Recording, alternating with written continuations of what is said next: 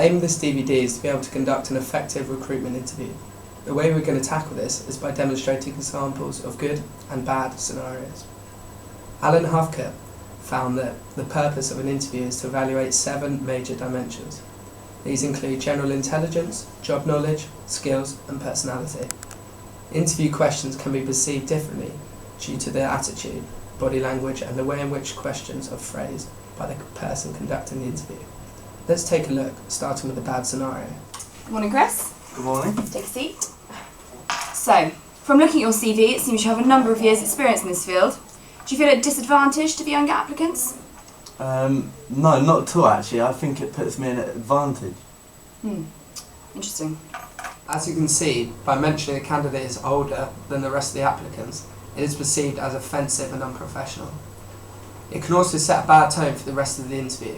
As an interviewer, a way in which you should have handled this question is by avoiding using such words as disadvantage and look to compliment the candidate where appropriate. Make sure that your body language reflects what you are saying.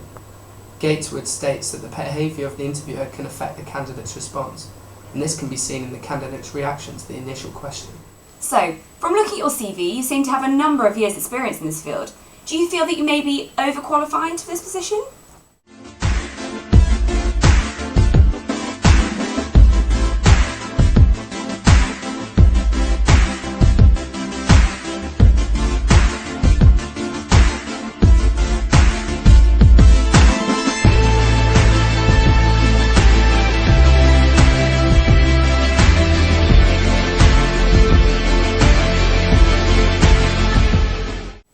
No, I don't feel overqualified for this position. I've gained years of experience and I feel like my skills can be utilised within the company.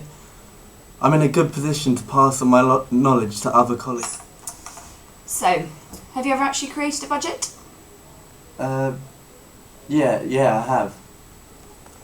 You should avoid closed questions that lead to yes or no answers, as this leaves little space to evaluate relevant knowledge, skills and abilities. Talk me through the last budget you created.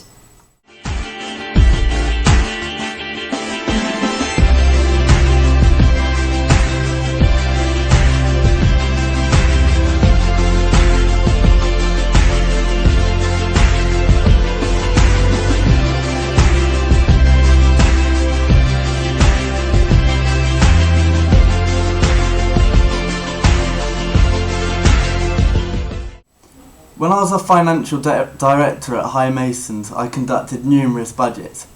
I have a real interest in financial analysis in a business, so therefore I feel like I'm highly suited to the job. Ah, good. Since you have great interest in the financial aspects of a business.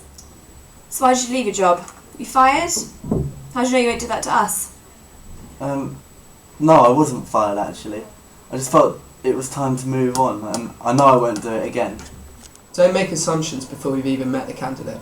For example, in this case, the interviewer makes the assumption that the candidate has been fired from their previous job. Barrack found that impressions of the candidate formed early on have a substantial effect on the recommendations for hiring by the interviewer. Why did you leave your previous job? I felt like my skills have been fully utilised and I'd reached my full potential, so I'm just ready to move on really. Ah, okay, good.